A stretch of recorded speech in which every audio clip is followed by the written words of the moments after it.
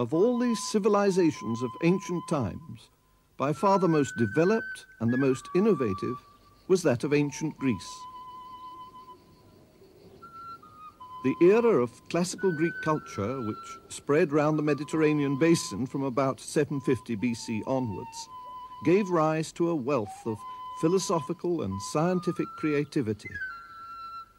One classical Greek work, which has been studied for over 2,000 years, was compiled by the mathematician and teacher Euclid of Alexandria, somewhere around 300 BC.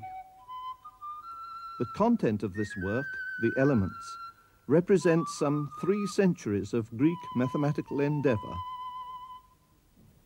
Its importance can be appreciated by the fact that since the invention of printing in the 15th century, it's been one of the most reprinted books of all time.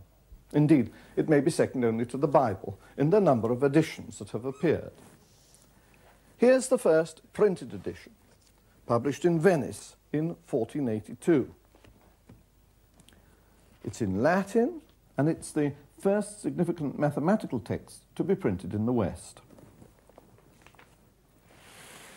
Here's the first English edition. It's published in 1570. But just why has it been such an admired and studied text for over 2,000 years? To understand this, we must look more closely at its contents. The whole work consists of 13 books, as we call them. The first 4 deal with elementary geometry, the sort of material that's been taught in our schools until recently. But within these books, we can find evidence of different styles, suggesting that a number of traditions have contributed to the elements. Let's now look at Book 1 in detail. Perhaps the most compelling thing we notice is its system of logical proof, a model of what an axiomatic logical structure should look like. Euclid's work begins with a series of 23 definitions. However, because we must have some intuitive basis on which to build, the first few of these are rather vague. The definition of a point as that which has no part means that it can't be split up into any smaller unit. Having got over the basic ideas of point, line, and surface, Euclid is able to define other concepts rather more geometrically. So, for example, a circle is the figure such that all the straight lines falling on it from one specified point are of equal length. Following the definitions, we have 5 postulates. These are geometrical and relate to properties of points, lines, circles, and right angles. The first 3 ensure that the geometrical constructions are restricted to those which can be carried out by straight edge and compass only. The 5th postulate is not as simple as the other 4, and it's been the cause of much controversy over the centuries. It means that if we have a straight line which crosses 2 other straight lines, and if the sum of these 2 angles is less than 2 right angles, then these 2 lines, if produced far enough, will eventually meet. After the postulates, we have 5 common notions, what Aristotle called self-evident truths, like the whole is greater than the part. Then we have a whole series of propositions derived by logical argument from this basis. Here, for instance, the first proposition shows how to construct an equilateral triangle. But merely indicating the construction wasn't good enough. It all had to be rigorously proved that the result of the construction was indeed an equilateral triangle. Here's how it's done. For the given straight line AB, using postulate 3, we draw the circle center A, radius AB. Then we draw the circle center B, radius BA. Now, postulate 1 allows us to join these points up. Then we have to prove that this triangle is equilateral. By the definition of a circle, these lengths are both radii of the first circle, so are equal. For the other circle, these lengths are both radii, and so equal. Then, using the first common notion, if these two are equal, and these two are equal, then all three must be equal. The notion of proof wasn't new with Euclid, but it was a product of the Greek classical culture. But how can we be sure that the notion of logical proof began with the Greeks? Well, although there are no surviving mathematical documents from this period of Greek culture, we do have primary sources from other ancient cultures, such as the Babylonian, which goes back to beyond 3000 BC. The Babylonians wrote on clay tablets, which they then baked in the sun, and many of these have come down to us. Here's an example in the British Museum. It shows a number of mathematical problems worked out, including one about a circular wall.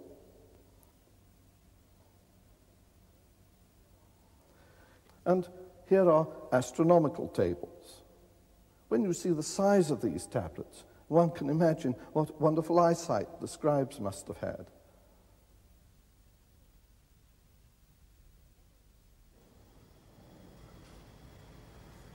Another ancient civilization was that of Egypt.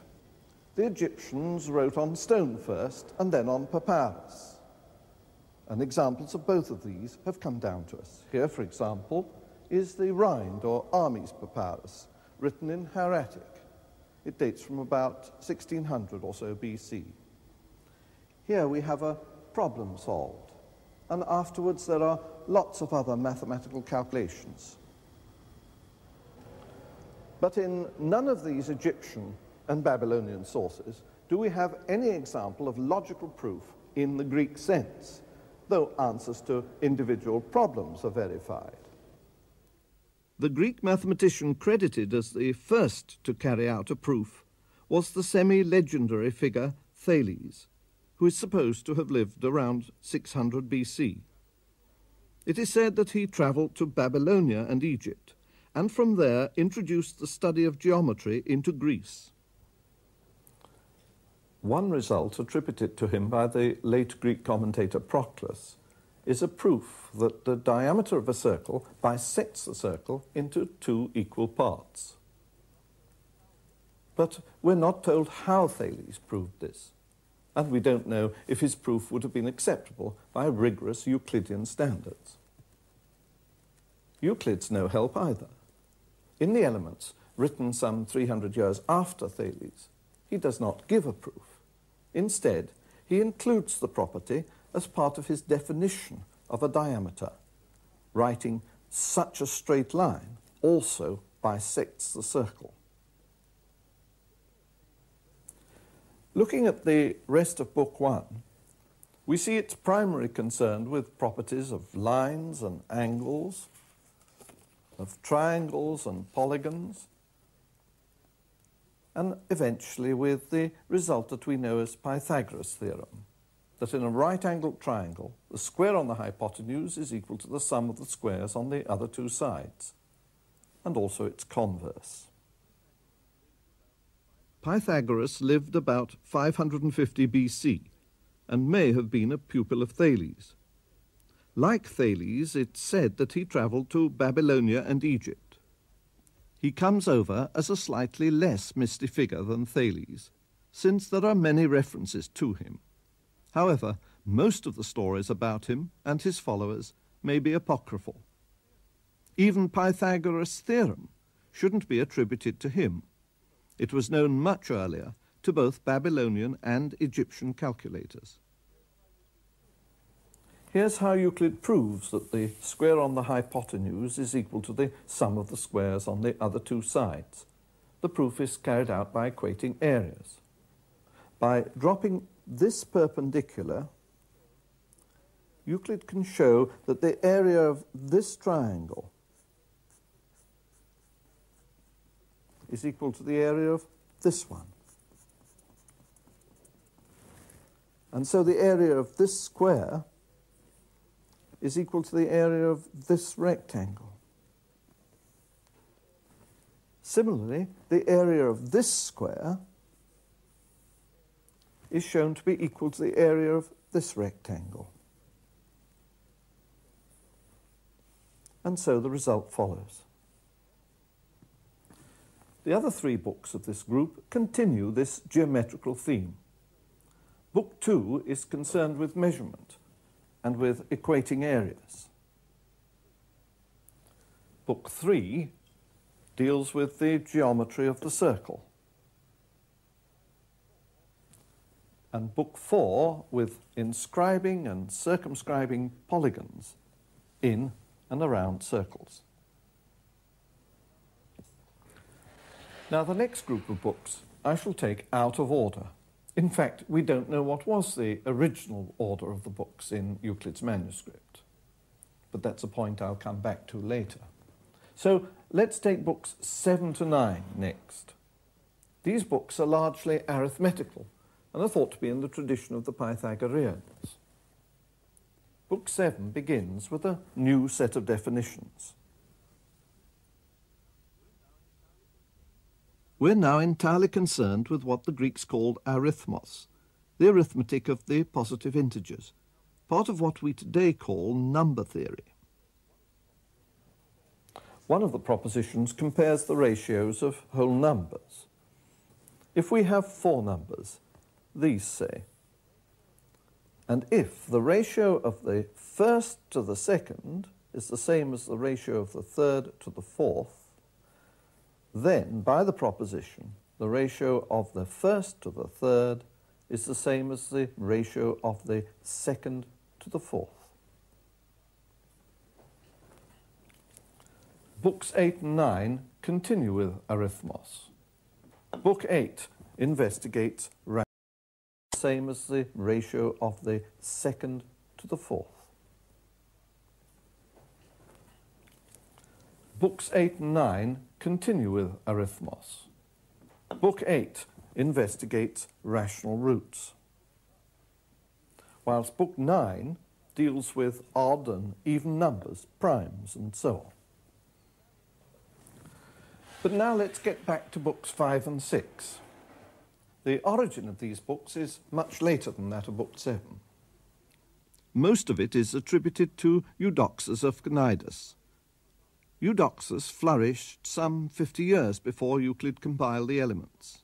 He was a doctor, philosopher, and astronomer who studied at Plato's Academy in Athens. Book 5 parallels much of what we found in Book 7. Only instead of being confined to whole numbers, it deals with ratios of magnitudes, that is, of lengths and of areas.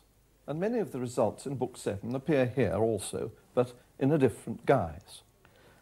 For example, suppose we have these 4 magnitudes to compare. They must all be of the same kind, though, in this case, all lengths.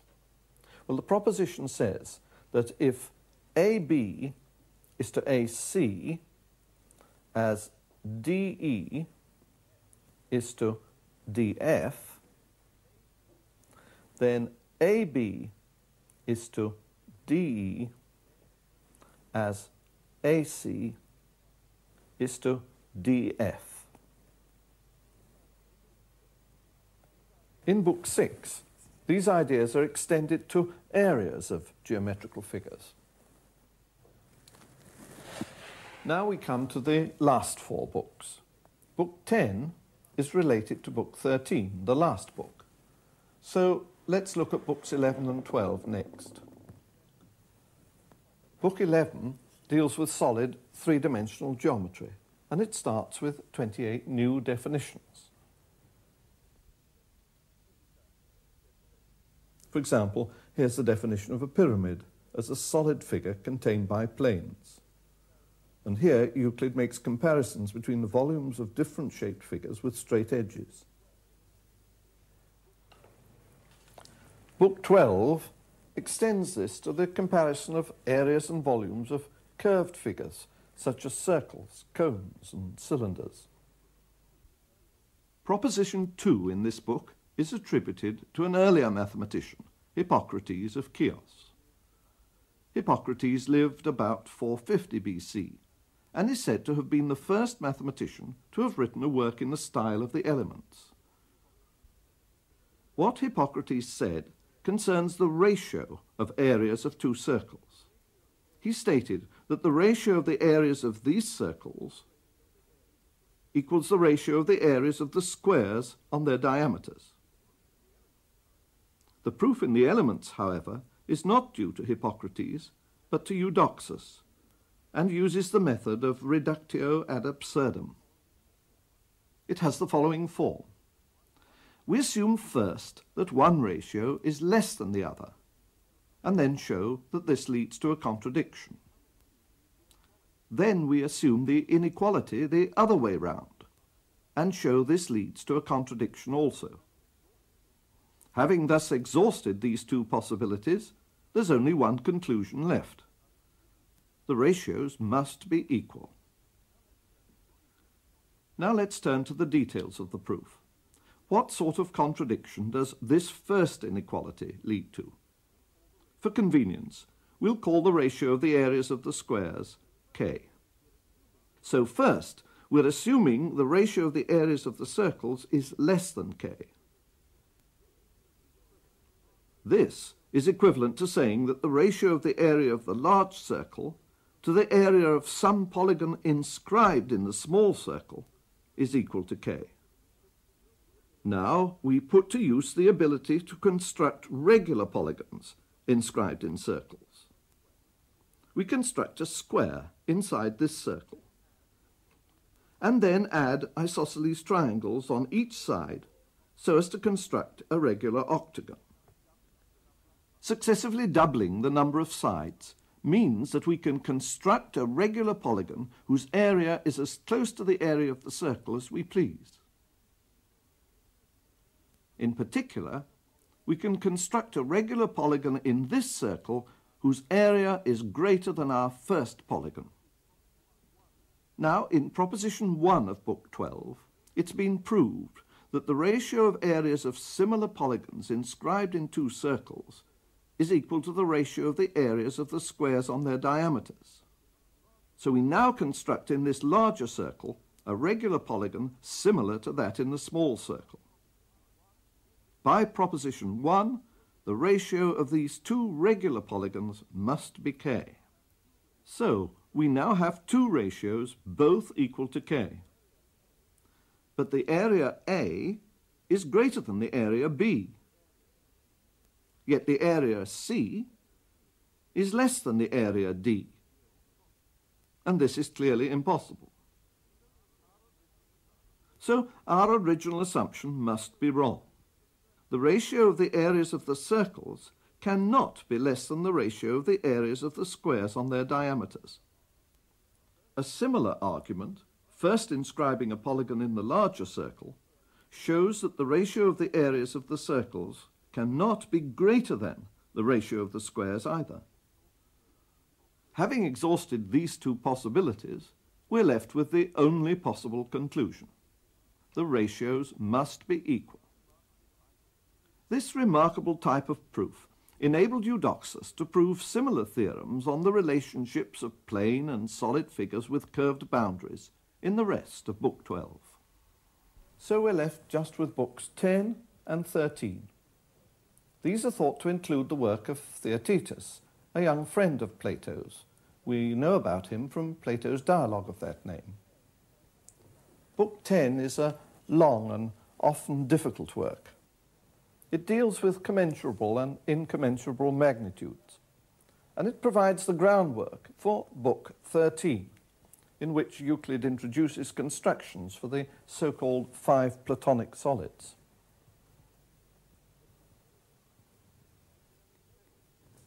But having said all this, no original manuscript of the elements has come down to us, or even a reliable copy of the original. No mathematical documents from this period of Greek culture survive. All that we have are copies made centuries later, with changes introduced into them by the editors. In fact, We don't even know if the order of the books of the Elements is Euclid's or that of a later editor. Let's look at some of the printed editions that appeared from the 15th century onwards and that are here in the Turner collection in Kiel University. Here again is the first printed edition, the 1482 edition, and it's based on a manuscript by the 13th century cleric Campanus. Here's another edition, this time from 1505, in which Campanus' work is castigated, saying, "Several wrong and absurd things proposed by Campanus have been arranged, divided up, and corrected." And next, here's the 1509 edition by the Italian friar Luca Pacioli, in which Campanus is completely vindicated. He calls him the most faithful interpreter. And now we come back to the first English edition, the one by Henry Billingsley. It's got copious notes by the editor showing which parts are by Campanus and others. And when we turn over to the end of the book, we get a surprise, because instead of 13 books, there are 16, though the editor does indicate that the last 3 are by other authors than Euclid. And here's a rather nice edition. It's 19th century edition, 1847, by Byrne, and it's full of the most beautiful pictures. And in fact, some of the text itself is replaced by these coloured diagrams. But coming more up to date, here's what we regard as an authoritative English translation. It's in 3 volumes, and it's the one we've been using in the programme. It's by Thomas Heath, and it dates from 1908, and it begins with a long introduction. It's based on a Greek text which was reconstructed in the 19th century. But how did historians go about reconstructing a text which had been lost for centuries and existed only in late amended forms? Well, what were required were the earliest and most complete editions available. All but one of the 9th or 10th century editions derive from a text of Theon of Alexandria, made in the 4th century AD.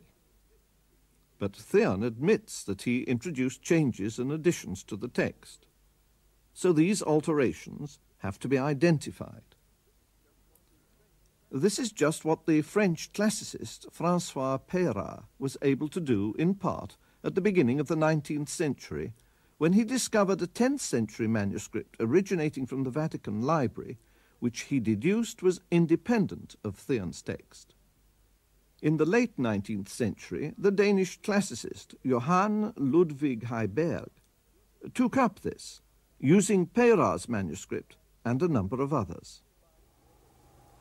By careful comparison of the sources and by considering the reasons for the differences between them, Heiberg was able to produce what we now regard as the authoritative Greek text of Euclid's Elements. The Elements is a remarkable compendium of Greek mathematics, stretching from the semi-legendary Thales for a period of some 3 centuries. In it we encounter early Greek number theory, as well as the remarkable work of Eudoxus using proof by exhaustion, and also the work of many other mathematicians, amongst whom we've mentioned Pythagoras and his followers, Hippocrates and Theaetetus. The collection and presentation of all this varied mathematical knowledge in a coherent logical form is one of the great intellectual and educational triumphs of ancient times.